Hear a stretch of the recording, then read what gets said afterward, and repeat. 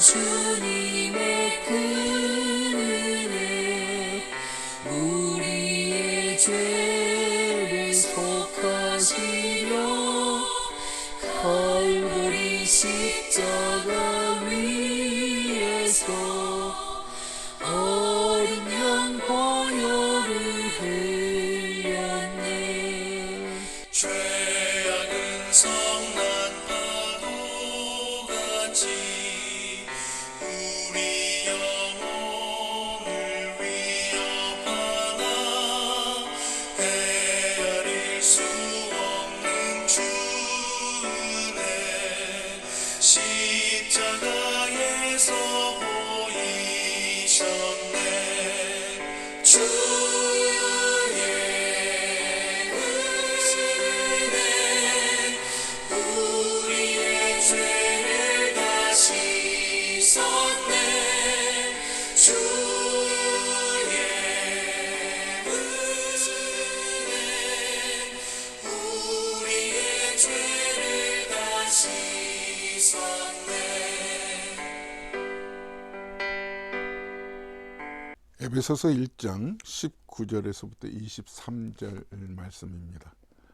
그의 힘의 위력으로 역사하심을 따라 믿는 우리에게 베푸신 능력의 지극히 크심이 어떠한 것을 너희로 알게 하시기를 구하노라. 그의 능력이 그리스도 안에서 역사하사 죽은 자들 가운데서 다시 살리시고 하늘에서 자기의 오른편에 앉히사 모든 통치와 권세와 능력과 주권과 이 세상뿐 아니라 오는 세상이 일컫는 모든 이름 위에 뛰어나게 하시고 또 만물을 그의 발 아래 복종하게 하시고 그를 만물 위에 교회의 머리로 삼으셨느니라. 교회는 그의 몸이니 만물 안에서 만물을 충만하게 하시는 이의 충만함이니라. 아멘. 할렐루야. 할렐루야. 이제 에베소서 1장 말씀을 계속 이어갑니다. 지난주에도 말씀을 같이 나누었듯이 에베소 교회 성도들을 위해서 쓴 편지잖아요. 근데 사도 바울이 이 편지를 쓴 목적이 이 에베소 교회 성도들의 삶의 태도가 자기의 기대와는 전혀 달랐거든요. 신앙인이라면 현실에 안주하거나 크고 작은 일들이 발생할 때 그것들을 대처하는 방법이 세상 사람들과는 달라야 되는데 그렇지 않았다는 거예요. 영적으로 마음으로 좀 부요한 그런 태도를 가지고 현실을 직면하고 어떨 때는 당당하게 살아가야 될 텐데 현실 때문에 기죽고 그리고 위축되고 속상해하는 그런 그 소식을 듣고는 안타까운 마음을 가지고 쓴 편지가 이 에베소서예요. 성도들이 가진 복이 하나님으로부터 주신 허락받은 복이 얼마나 큰 복인가를 그 복을 한마디로 신령한 복이라고 했어요. 신령한 복. 근데 이 신령한 복이 그들에게 주어진 것을 그들이 알기를 원해서 이 네 가지 기도를 17절에서부터 드리고 있는 거예요. 사도 바울이 드린 기도문을 읽어보면서 여러분 우리들이 하나님께 드린 기도와 얼마나 크게 다른가를 한번 그 차이를 좀 찾아보시길 바랍니다. 일반적으로 우리가 드린 기도는 뭔가 필요해서 하나님께 주문할 때가 많아요. 이만큼이 좀 부족합니다. 채워주세요. 자녀들의 장래, 가정의 이런저런 필요를 구하기 위해서 하나님께 나아가잖아요. 그러나 사도 바울이 드리는 기도는 아니에요. 사도 바울이 드린 기도는 하나님을 좀 알게 해달라는 기도예요. 하나님. 그 하나님이 어떤 분인가를. 이게 달라요. 하나님에 대해서 알게 해달라는 게 아니고요. 그 하나님 자신이 누구인가를 알게 해달라는 거죠. 그래서 그동안 우리는 세 가지의 기도를 우리는 말씀을 보았고요. 이제 네 번째 말씀을 오늘 들여다보려고 해요. 우리 인간의 영적 상태는요, 하나님을 알 길이 없어요. 이게 에베소서 2장 1절에 이렇게 정의를 내렸어요. 너희의 허물과 죄로 죽었다 이랬어요. 너희의 허물과 죄로 죽었다. 여러분, 우리 앞에 무서운 사자 한 마리가 죽어서 엎드려 있다고 생각해 봅시다. 얼핏 보면은요, 살아있는 것 같아서 금방이라도 일어나서 덤벼들 것 같아서 다가가기가 쉽지 않지만 아니에요. 죽은 사자는 아무리 크고 무섭게 생겼어도 아무리 건드려 봐야 힘을 못 써요. 결국 우리 인간의 영적 상태가 이와 같다는 거죠. 내 힘으로는 한 발짝도 영적으로 하나님을 만날 길이 없는 거예요. 그렇기 때문에 하나님께서는 하나님을 알기 위해서 지혜와 계시의 영을 허락해 달라고 하는 거죠. 성령을 통해서만 우리가 하나님을 알 수 있어요. 이미 말씀을 드렸기 때문에 반복하지 않겠습니다만, 네 번째 기도문도 마찬가지예요. 마음의 눈을 떠야만 그동안의 부르심의 소망이 무엇이며, 그리고 하나님이 베풀어 주신 기업의 영광의 풍성함이 얼마나 큰가를 깨달아 알게 해달라고 기도했잖아요. 하나님이 왜 나를 자녀 삼아 주셨는가? 왜 자녀 삼아 주셨으면 내 형편이 소위 이 모양 이 꼴인가? 마음의 눈이 떠져 있지 않기 때문에 현실만 바라보면 정말 내 인생이 초라하게 느껴지고 정말 그래서 속상하고 그러는 거예요. 그러나 마음의 눈을 뜨면 우선 내 지금의 모습으로만 내 인생을 판단할 게 아니잖아요. 소망이 무엇인지. 여러분, 소망과 희망의 차이를 들으셨잖아요. 희망은 내가 이루어질지 모르지만 기대를 갖는 게, 인간적인 입장에서 기대를 거는 게 희망이에요. 꼭 이루어질 것을 장담하지 못해요. 그러나 소망은 하나님의 약속을 근거로 해서 가지는 그런 기대예요. 그래서 분명히 하나님의 약속인 하나님의 말씀을 기초로 해서 내가 하나님이 왜 나를 부르셨는가? 하나님이 부르신 것은요, 나를 통해서 하나님을 노래하고 하나님의 이름을 높이고 하나님이 이 땅에서 나를 통하여서 하나님이 하실 일이 무엇인가를 마음의 눈을 떠보니까 보이는 거예요. 이 영적인 안목이 여러분에게 열려질 수 있기를 바랍니다. 아멘. 이게 축복이에요. 그리고 저희들이 세 번째 기도가 하나님의 기업의 영광이 얼마나 풍성한가. 하나님이 나의 기업이요, 또 내가 하나님의 기업이라는 거죠. 반복해서 말씀을 드리지 않겠습니다. 이제 오늘 네 번째 이제 말씀으로 접어 들어갑니다. 하나님의 힘의 위력으로 내게 베풀어 주신 것이, 그 능력이 얼마나 크고 놀라운가를 좀 알게 해달라는 거죠. 이것도 마음의 눈을 떠야만 알 수가 있는 거죠. 그의 힘의 위력으로 역사하심을 따라 믿는 우리에게 베푸신 능력의 지극히 크심이 어떠한 것을 너희로 알게 하시기를 구하노라. 일반적으로 신앙생활하면서 우리가 잘못 착각하고 있는 게, 내가 뭔가 하나님을 믿어드리면 하나님께서도 조건부로 이런 거를 내게 채워주시겠지. 나는 하나님을 믿을 수 있는 힘이 없어요. 내가 믿는 것도 하나님이 나에게 믿음의 은혜를 주셨기 때문에, 중요한 것은 하나님이 주체예요. 예수 그리스도가 주체예요.